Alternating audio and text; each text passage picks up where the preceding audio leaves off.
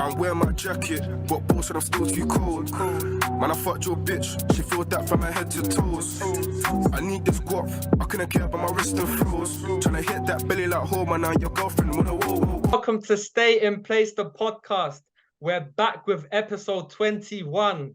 Wow, I just want to straight get into it. I'm joined by a special guest, Adebayo Akinfenwa, aka Beast Mode. How are you doing, sir? Yeah, my brother. I'm blessed. Thank you for having me. How are you? Yeah, I'm good. Honestly, it means a lot for you to obviously jump on the podcast. And obviously, thank you for taking your time to really talk to the viewers today. And I don't want to waste any time. I want to straight get into it. And obviously, I want you to tell me a bit about your childhood and how you actually got into football. So where it started, really. Childhood. I was raised in Islington, Stoke. Across the road from Dawston. I'm one of four, so I've got two brothers and an older sister of Nigerian descent. Listen, for me, I'd say it was I had a typical childhood. My parents wanted us kids to be doctors, lawyers. That was it. That was how it was back in the days in the 80s, stroke 90s. My older brother, my older sister went to university, and I think by the time it came to me, listen, I think I wanted to be a footballer from when I was in my mum's room anyway. So I think I was kicking her belly from early doors. So from when I came out, I think from the age of 5, I knew I wanted to play football. I wanted to be a footballer. And I think my parents saw how much I was football crazy that they just said, listen, go follow your passion, follow your dream. And I mean, my earliest memories of childhood, I guess, was, I was raised from a Nigerian descent, both parents from Nigeria, growing up eating the poundy jam, the pepper soup, and my older brother playing football. So they're my earliest memories of, my childhood. Yeah, wow. And obviously you did make the right choice, really. Look where you are, really. You're role model, you're idol to so many people out there, really.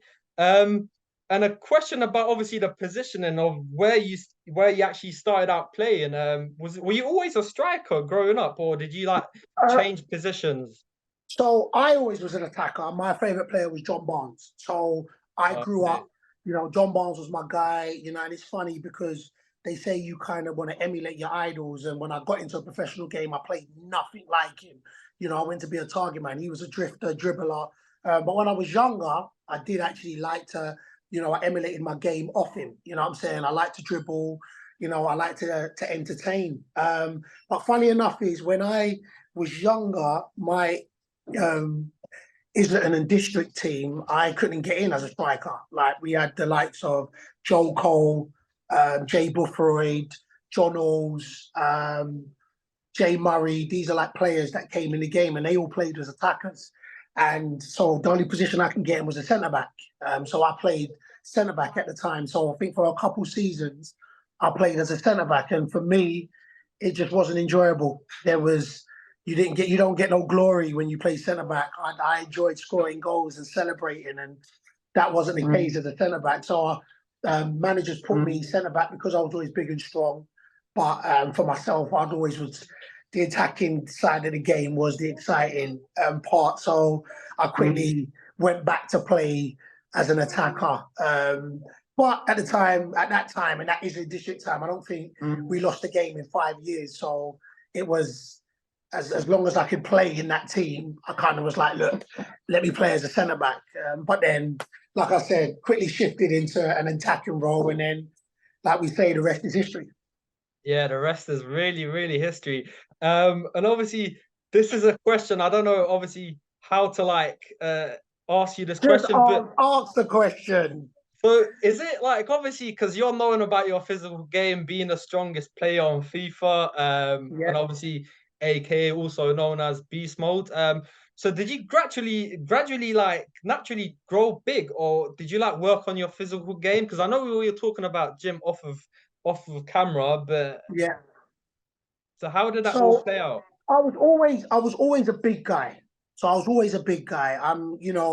for those that don't know my story, one obstacle that I always encountered growing up was the phrase that I was too big to play football. So I was always a big guy. And look, my genetics, both my brothers, and I keep saying, if you see the three of us together, we look like a wrestling trio. So we're not, we're some big boys. So I was always big from young. And I'll always say this to people. I actually didn't start out wanting to be different. I didn't start out saying, oh, I'm going to be as big as I can and play the game. I was just me. But then, of course, what happened was, like I said, I was bigger than especially my age group. I was always the biggest in my age group.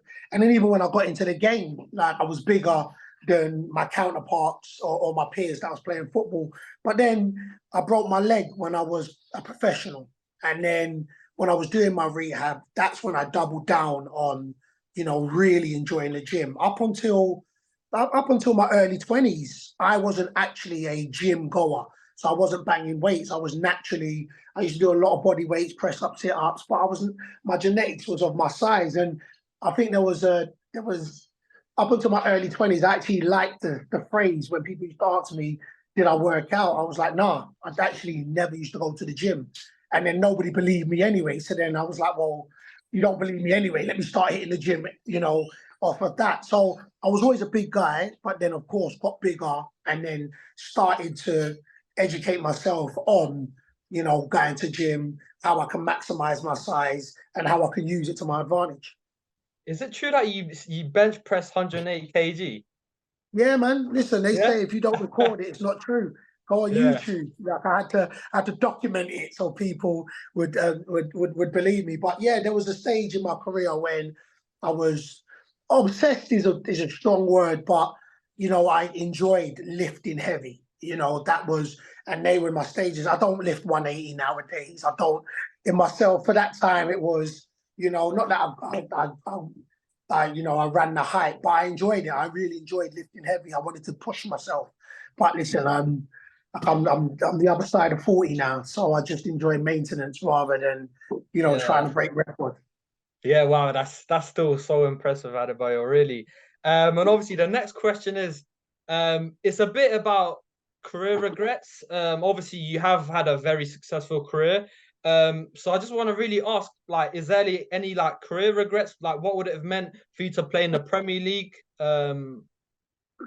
Yeah. I don't, you know what? I have one career regret. So I'll start off of that. I have one career regret, and that's that I left Swansea injured. So that's the only career regret I had. Like I broke my leg when I was playing for Swansea. I was offered a year contract to basically for them to see my rehabilitation and get back in the game and no rush. Because I mean, for those that don't know the game, we're contract based in it. So my contract had come up at the end of the season. So, I look back at it now and again, hindsight's a beautiful thing. But I had left Swansea. It was the only time in my career where I chased the money. So when I educate individuals now, I'm like, look, trust in the process. When it's aligned and what's right will be right. I chased the money at that time, and then of course it backfired for me. So my only regrets was leaving Swansea injured. But in regards to footballing regrets, nah, I literally don't. And this is not. I wouldn't change my career trajectory for, like, say, play one season in the Prem. I don't think that you can look at life that way. I do believe hindsight's a beautiful thing. And what I talk to my kids now, I developed a work ethic later on in my career, which that I would have liked to install that in myself earlier. But in regards to regrets, no. Listen, I'm disappointed because I didn't reach the Premier League because I set myself a goal, as anybody should, and that's to play at the highest level, And then if you don't do that, you then want to play at the highest level you can achieve, which therefore was the Championship for myself. But no footballing regrets. And I say that because I live my life by, counting blessings and not problems. And I also am aware that where my life has gone and how my life has gone, how my career has gone, what I've been able to experience, I know that I am one of one, you know, and that's not me, you know, trying to be arrogant. That's me saying, right, you know what I was able to achieve, and you know, I still say it's mind-boggling to be able to what I've been able to achieve. You know, I wrote a book which became a bestseller. I done a documentary with Amazon, which was one of the best. You know, these are stuff I was able to align myself with people who are the elite. You know, people who are my idols. I've been in the same room. I've known. I've done camp. So for myself, there's times I'm like, raw. You know, you did this. And I wouldn't change that, you know, and then I think because of we are individuals as products of our environment and our experiences which shape who we are. So if I'd got one thing, therefore something else wouldn't have happened. So that's why I kind of look at my career and my life and say, I have no footballing regrets, bar leaving Swansea at that time. That's the only regret. I would have loved to stay at Swansea and experienced my rehab at my own pace with my physios rather than my rehabilitation be very sporadic of how it was. But again, saying that was a period where in my life, because I wasn't affiliated to a club, financially, I had used up all my savings, and then, you know, I live by what doesn't kill you makes you stronger. So I got broke. Then all of a sudden I was like, oh, I can't live my life the way I thought I was living in. So therefore I had to then reevaluate stuff. So when I got back into the game and I started earning again, I started to set myself up in a different way because of what I've experienced when I didn't have a contract, didn't have a club, you know, I became a father. So, you know, things, I just think they're knock-on effects. So if you take one thing away, something therefore wouldn't be there and you won't learn from it. So in my career, in my life, of course you have, I would say you would have done things differently after hindsight, but regrets in a sense was just literally leaving Swansea.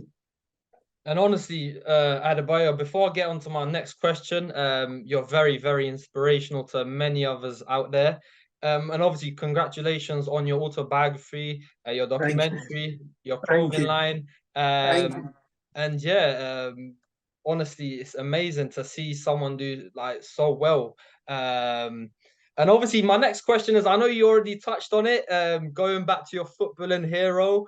And obviously, what was it about Liverpool that you liked and that made you decide to support them? You know what? It's funny because I guess you look at it. So I look at it through different eyes. Now, listen, John Barnes was a major factor, you know, and then, you know, 80s, I guess 90s started to change, but the 80s, Liverpool was dominant. So when you're growing up, and then my older brother he played a massive role, you know, I saw him playing football. I went to go play football with him. He was a Liverpool supporter, you know, and it's a knock-on effect. So when you're young, you pick your team and you ride with your team. Like my oldest son, he's a Liverpool supporter. My youngest son's a Man United supporter because of his mum and his uncle. So you get your affiliates very early in life, you know, and listen, you develop as you develop. I think his guy is now Rashford for my little man, my youngest one. And then, of course, my oldest boy, Salah and Mane, but then because I'm Liverpool as well. So it's just that's what happens. So Liverpool was, you know, facets. John Barnes was one of them. My older brother was one of them. And, you know, I'm a Liverpool man. So did you ever get that WhatsApp message from Klopp? Hit me on WhatsApp. Yeah, man. Listen, like this is what I say when I pinch myself. Like when Klopp give me the WhatsApp message, you know, when Stevie G give me his signed shirt, when VVD give me his signed shirt, like the Liverpool players, I'm cool with the Liverpool players. Chat to Hendo on a regular show as a Liverpool supporter, you know, and I'd say when I played against Liverpool, you know, I'm. For 90 minutes, it was the only time I wanted them to lose when we played against them, you know, and then as soon as the game was done, I became a supporter again, you know. So throughout my career, to be able to line up against, you know, the team I support, and, you know, I ain't gonna lie, I kicked a few of them, you know, I body slammed a few of them, I had to slam them a few times, you know what I'm saying? But, you know, it's the only time that I wanted Liverpool to lose. But this is what I come back and say, look, listen, I know I'm blessed, you know, and I've known I've been able to achieve and acquire a lot throughout my career, and still to date, you know. I went and listen, I've been to Anfield many times. I'm going to take my son to Anfield. I don't think my son's been Anfield. Jai, you ain't been Anfield yet, now? Nah, Jai, you haven't been Anfield yet, have you? Yeah, nah, see, he hasn't been Anfield yet, so I'm taking little man to Anfield this season. So yeah, man, these are things that I'll be able to pass on to my kids just because of what I've been able to do in my career. So listen, I'm blessed. No, amazing, brilliant.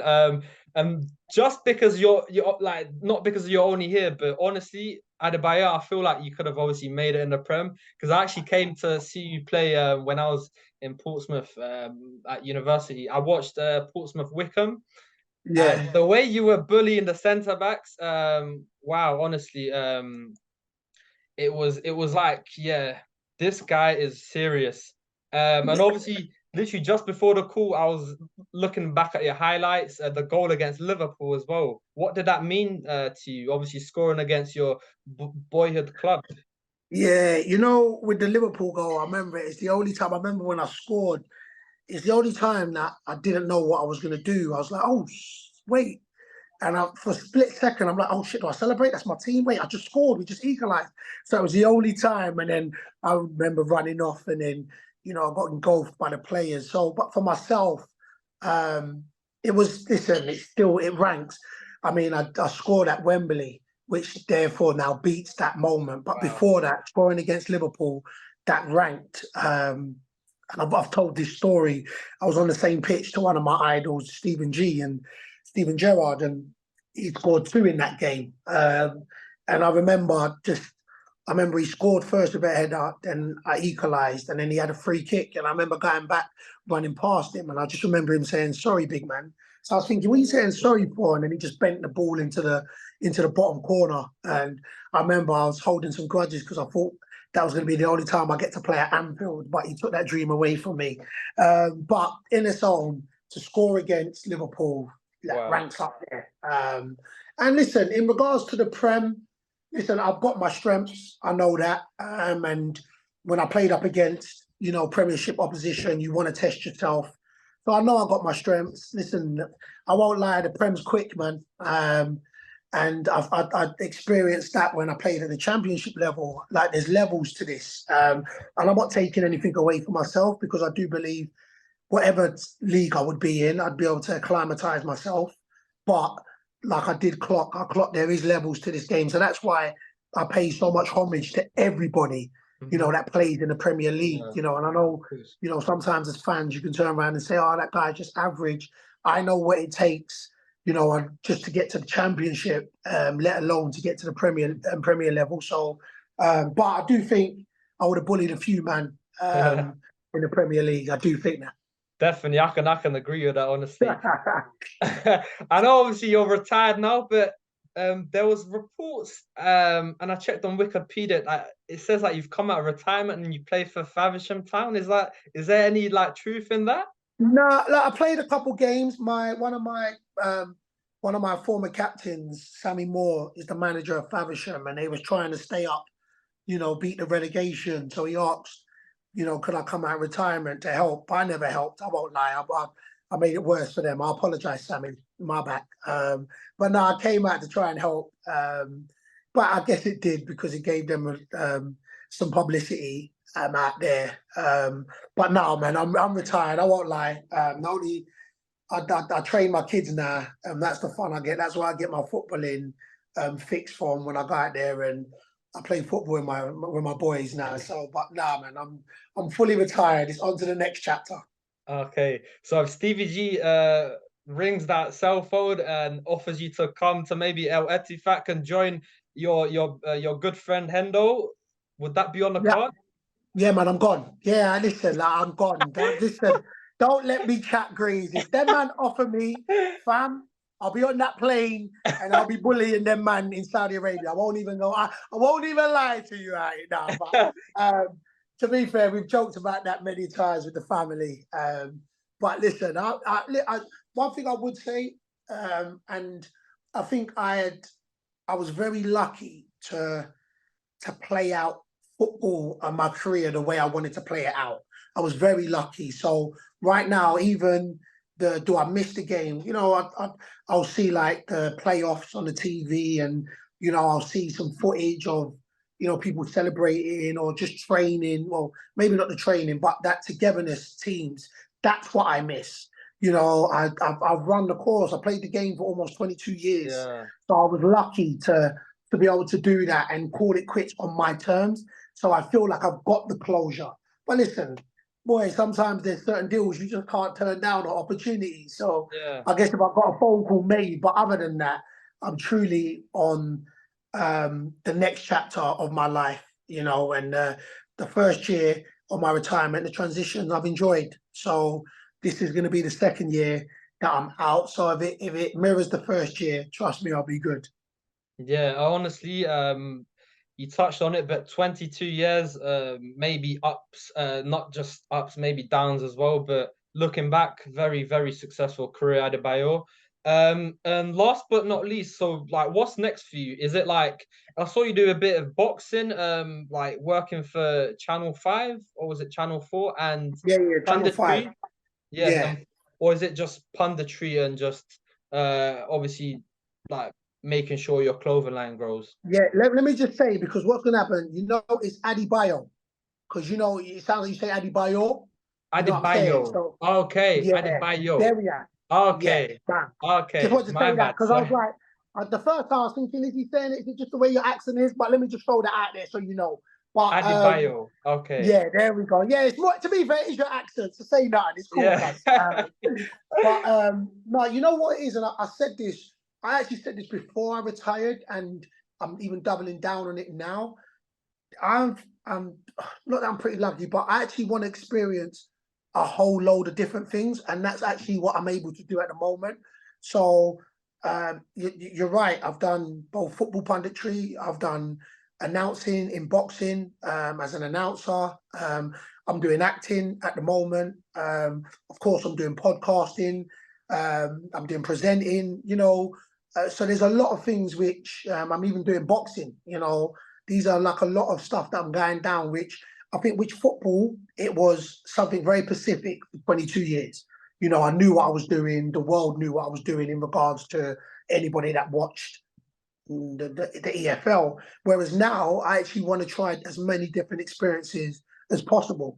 And I think that's what life's about. It's about experiencing. And then, of course, what lands and what I enjoy is what I'll continue to keep doing. But at this stage now, at this juncture, which if there's the opportunities that's there, I'm gonna go and try my hands at a lot of different things. And you know, while the opportunity's there, that's what I'm gonna do. So watch this space. You're gonna see me doing, like, you're gonna see me popping up. You're like, well, Akinfenwa's doing this. Yeah, you know what I'm saying. And you know, there's a travel thing which more and more I'm talking, and that's me going around the world and you know, seeing different cultures and you know, to the hottest of the hot country to the coldest of the cold. So there's a lot of things like that, and I enjoy wrestling. So I was at the wrestling event the other day, you know, the Money in the Bank and SmackDown, I think it is. So there's a lot of avenues which, you know, I'm enjoying and I want to experience. So I always say to individuals when they ask what's next for me, and my response is everything. Yeah, and on that note, Adebayo, thank you so much for obviously coming onto the podcast. And Blessings. yeah, all the best, really. All Thank right, you. anytime, man. All right, anytime. Thank you for having me, my brother. I'm wearing my jacket, but boss said I'm still too cold. Man, I fucked your bitch. She filled that from her head to toes. I need this.